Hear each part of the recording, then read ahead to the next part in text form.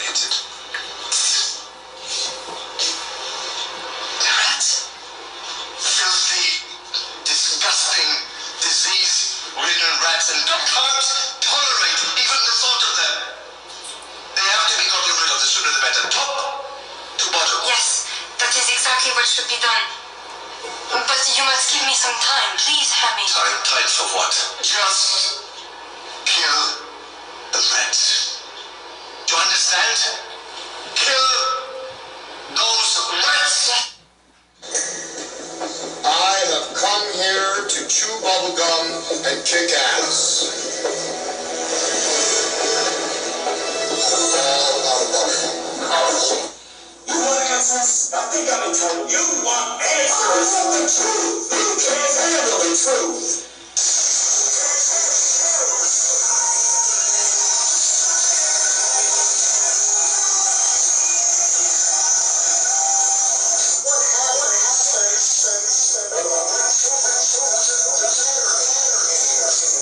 Hello everyone, I'm Sean Sims, your host of the Outsiders podcast. Good to be back. Wow, do we have to talk about something today? It should have been talked about, it should be talked about, but for some reason, Baltimore City, because this is going to have to deal with the state as well. We're dealing with the state, Baltimore City, corruption. What is going on with the corruption that's not being talked about? It's not being covered, being whitewashed. I don't know what's going on with this area.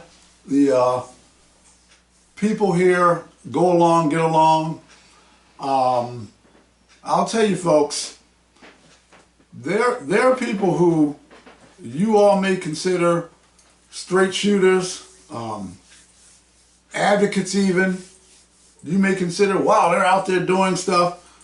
But I'm here to tell you that behind the scenes, these people who you think are great people, specifically city leaders, no, no,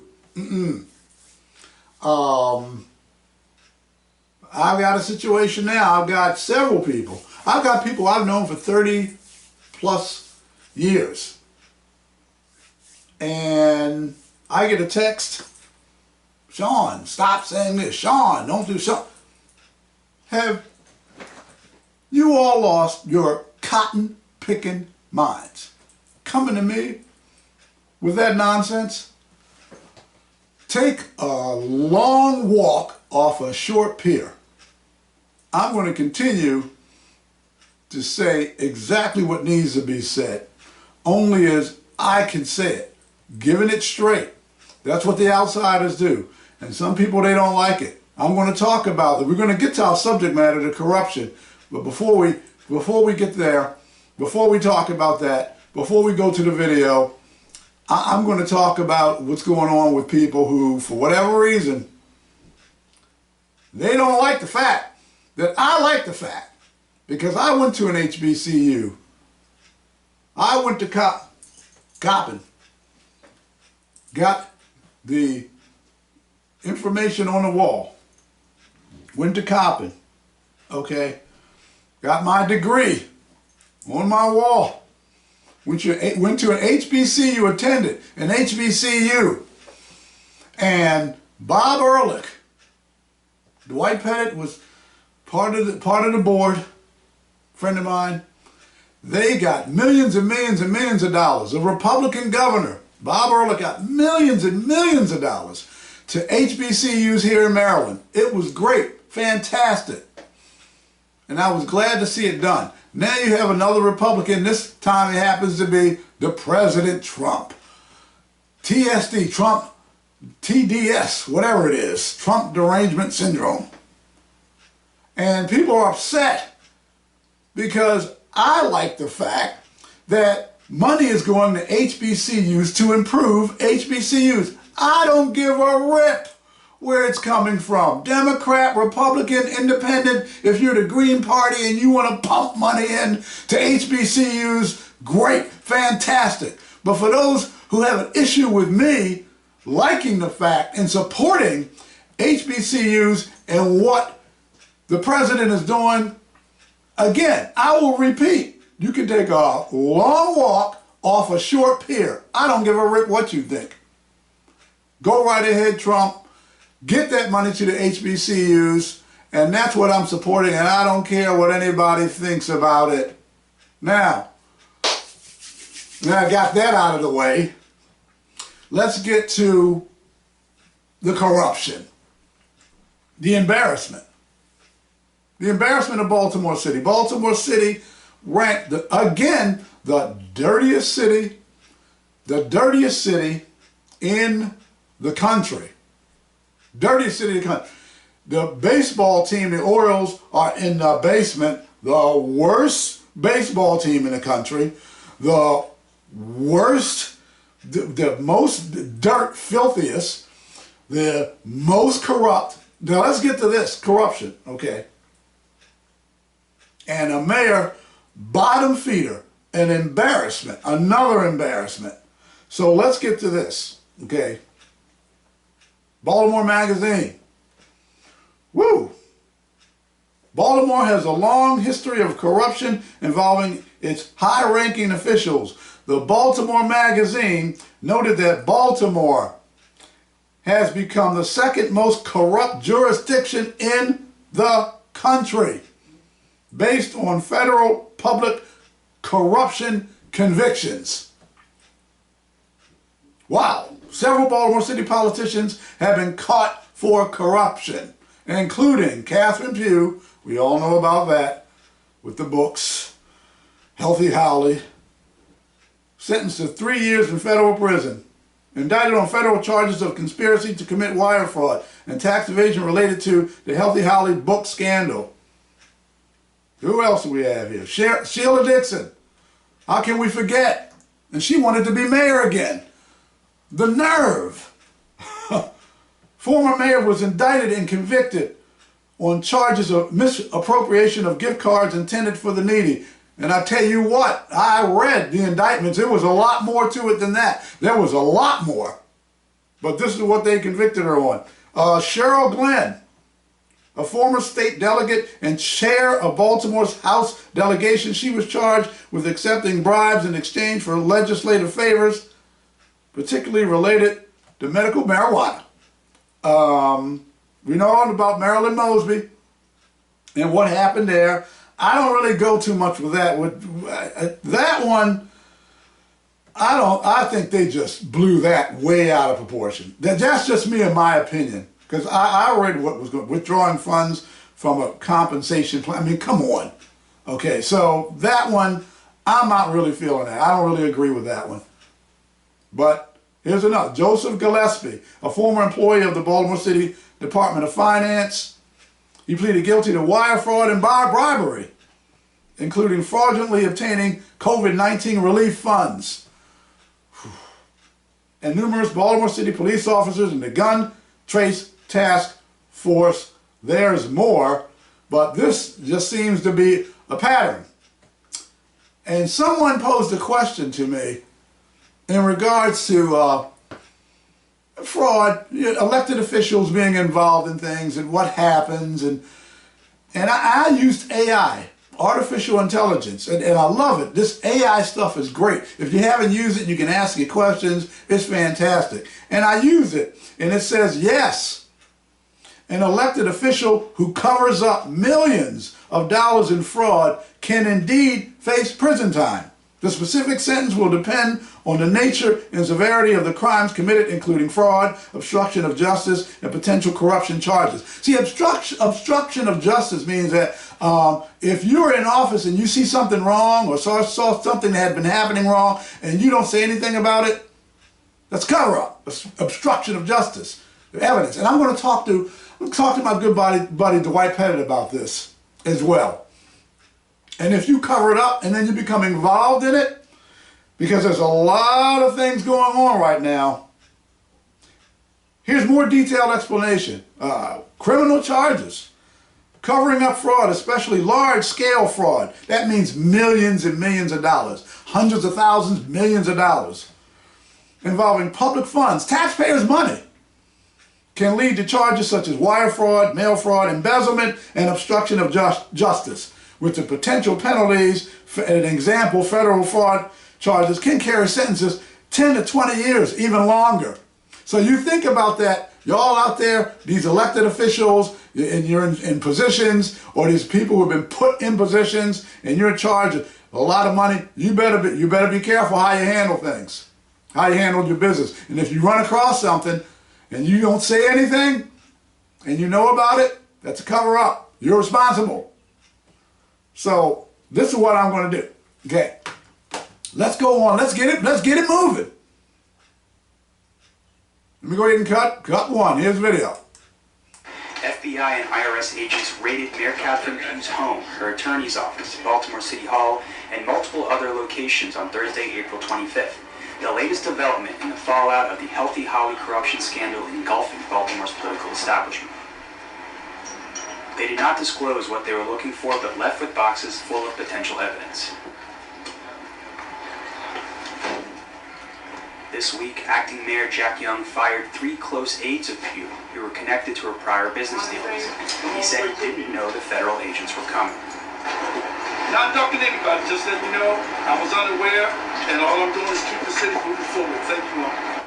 As you know, the execution of search warrants was just completed here at City Hall by the FBI and IRS agents.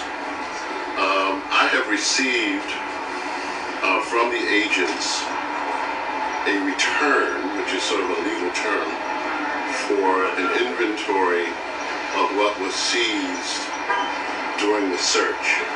I have made the determination that disclosure of the return at this time would be premature and may well impede the success of the ongoing investigation. Mayor Catherine Pugh is facing multiple investigations amidst allegations of corruption and self-dealing during her time as mayor and state senator. While serving on the board of the University of Maryland medical system, Pugh secured a no-bid $500,000 contract to sell them self-published children's books. Then as mayor, she sold hundreds of thousands of dollars worth of books to companies bidding on multi-million-dollar contracts with the city. Pugh and several other members of the board of the University of Maryland medical system accused of self-dealing have resigned or taken leave of absences. But critics have noted other figures like former state senator Francis Kelly and Bob Kresnick have not faced the same level of scrutiny the mayor has. Kelly is the person who has been most enriched that was on the board. Frank Kelly really is perhaps the most influential person in the growth of the University of Maryland medical system. He's the senator behind the privatization effort. He's a founding board member. And despite a provision of state law that says after every 5 years you have to step down from the board or your term ends, he has remained on the board up until this scandal broke. They report to us he's made $16 million in the past 5 or 6 years off the contracts. Meanwhile, a coalition of city council people have announced proposed reforms to the city charter in wake of the scandal. It's a surprise to everyone on the council that we didn't have more, ability to deal with a situation like this. But and our hope is that we will never face a situation like this in our city again. But you can rest assured that if it was to happen again, the council has the mechanism, will have the mechanism in place to deal with a situation like this going forward. That would take away power from the mayor and distribute it to the city council. Bill Henry is... Well, there you go. I mean, that's one example I just read. Again, what is this thing where people get into office and they see this money and they just lose their minds. It pulls out the true character of the person. That's why you should vet who you put in the office. Just don't put some clown in the office you never heard of and just put him or her in office. You should vet whoever's going to be in office. And I'm going to go ahead and play the next clip because this we all know about, but this is the corruption. This is Baltimore City. New indictments against Mayor Sheila Dixon. A city grand jury issued the charges this afternoon. They put back into play perjury charges that had been dismissed some 2 months ago and provide all new details about cash the mayor allegedly asked for and received. My team lead investigative reporter Jane Miller is live in the newsroom with the latest developments. Jane. Donna, the new indictments, 2 of them, don't allege new crimes by the mayor. They do fill in new details and make clear the man she once dated is now cooperating with prosecutors. State prosecutors got the new grand jury indictments against the mayor early this afternoon. They now split the case against Dixon into the 2 themes of theft on the one hand and perjury on the other. The 2 counts of perjury accuse the mayor of failing to report gifts from developer Ron Lipscomb in ethics filings. Required prosecutors say because Lipscomb did business with the city during the time in question. Like the old indictment, the new one says Dixon got gifts of fur coats and travel from Lipscomb while the 2 were dating. But it also provides a whole new allegation that Dixon asked for and received cash from Lipscomb on 2 different occasions. In both, the indictment says Dixon needed help to cover the bill from a shopping trip to Chicago. That kind of detail suggests Lipscomb is holding up his end of a plea bargain by cooperating with prosecutors and disclosing information about his relationship with the mayor. Wait. A shopping trip to Chicago. So how many other shopping trips? This was analyzed upside down, backwards, and forwards. Let me just continue. A shopping trip to Chicago. Lipscomb cut the deal last month when he admitted to making an improper campaign contribution to Councilwoman Helen Holton. In return, prosecutors dropped more serious bribery charges against him. The new perjury charges against Dixon are similar to charges that were dismissed by a judge 2 months ago. The judge ruled prosecutors mistakenly relied on Dixon's voting record the first time around. This indictment makes no mention of her votes. The new theft charges against the mayor repeat the allegation she stole gift cards that were donated to the city for needy families. Again, some new details are provided by naming names. The indictment says Howard Dixon, for example, the mayor's driver, is the one who bought a PlayStation with donated gift cards, but used the mayor's home address and phone number. The 2 Dixons are not related. Howard Dixon, as we have reported, is also the driver who allegedly took $4,000 cash from the mayor, put it in his bank account, and at her request, used it to make a payment on her American Express card. One of Dixon's lawyers today called the new indictment a regurgitation of the old that contains the same legal flaws. This could push back the mayor's trial date, currently scheduled for early September. Well, okay, there you go. That's another example of what's going on. What was going on, and I have to let you know there are others. There's more scandal coming. The information that I have seen is brutal, with millions and millions and millions of taxpayers' money involved.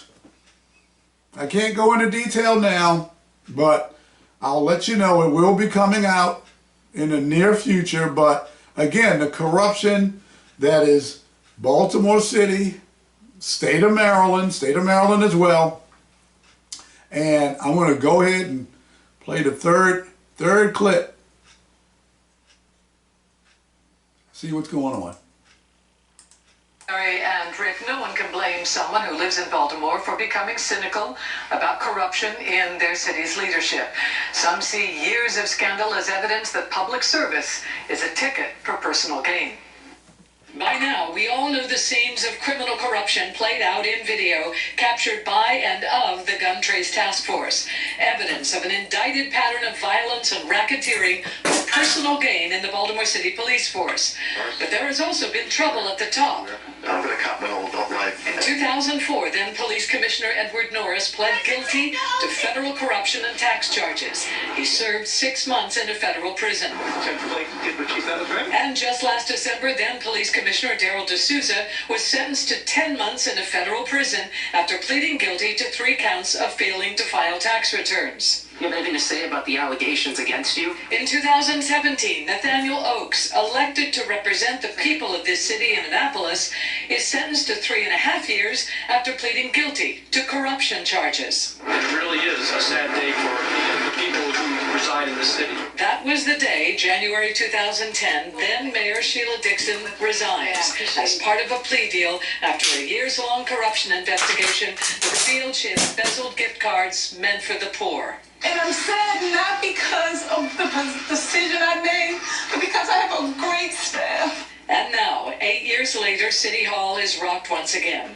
One of Catherine Pugh's close aides, Gary Brown Jr., was fired this week, but he had already been indicted and pled guilty to election law violations. He's gone, and now so is his boss, which makes this billboard, erected this week by the FBI, even more timely, calling on all citizens to end corruption now. End corruption now.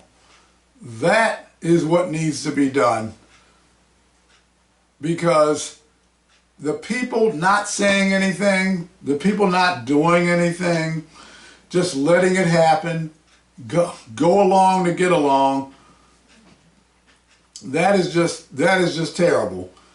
So I'm going to go ahead and play this next one because this has to do with some very important information regarding the Baltimore Sun.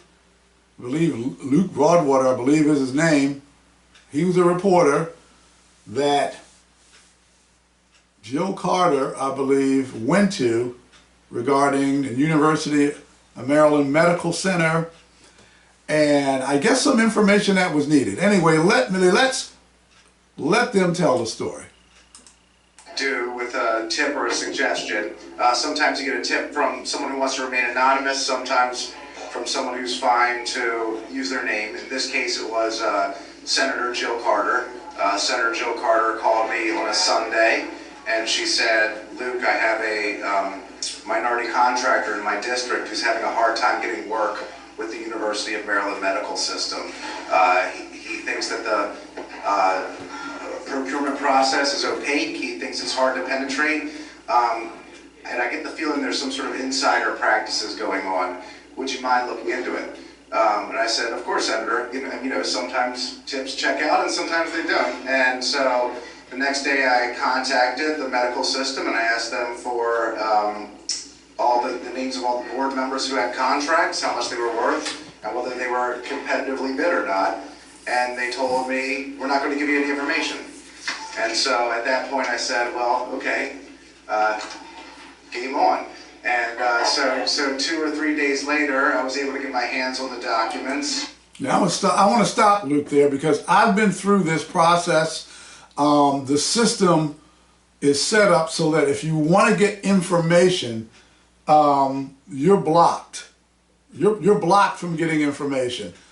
I've been blocked from getting information. I've used the Maryland Public Information Act to get information, and wow, do they give you a hard time getting information. So I understand where he's coming from, and I had the same mindset. You know what?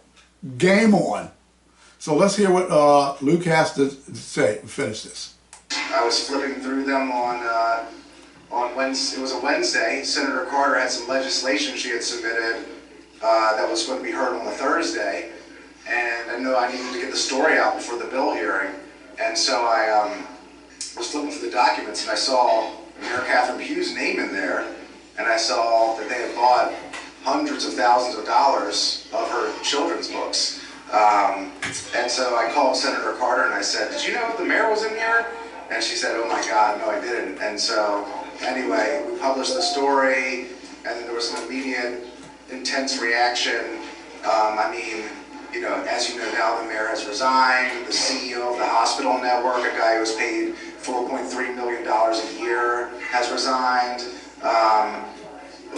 There was emergency legislation passed in Annapolis to ban no-bid contracting from the board and to force the entire board off. Just today, the chairman of the board is resigning. So there's been widespread outcry over this, and in fact, I think there's 7 different investigations now between federal, state, and local investigations. So there's been it had a tremendous impact. But to your question about how does the mayor have too much power, and I think that's something everyone here is interested in discussing. We know the mayor has great power in Baltimore. We know that we have a strong mayor system, and we know the mayor really controls the entire budget and also the Board of Estimates, which approves every contract. So that does open up the mayor, I think, uniquely towards businesses wanting to curry favor with her or give her things, or him, or whoever's the mayor. And so you create that situation with the system. And that is a bad situation. People want to give you things, or you want to cover up, or you want to get gifts, or you want to commit fraud, or this needs to be looked at more. That Outsiders will be deep diving. So I'm about to finish up now in this podcast to let people know that, look, the Outsiders are going to keep on this. We're at the end. I want to let everybody know that the Outsiders are going to keep on this. And the bottom line is that there are people entrusted with millions, tens of millions, hundreds of millions of dollars using their office to grift funds, grift money, taxpayers' money, taxpayers' funds, and covering up the corruption, engaging in the corruption, participating in the corruption is a very dangerous road to head down. If you know of or see this happening, people, say something. Open your mouth. Send an anonymous letter. Do something. Just don't let it just happen. I'm Sean Sims, host of the Outsiders podcast. I gotta say that I'm thoroughly disappointed in the people out there who are supposed to be doing things, helping people, and keeping your mouth shut to go along and get along. You know who you are. And for the folks out there who see this going on, say something, do something about it. Again, I'm Sean Sims, host of the Outsiders podcast. God bless and goodbye.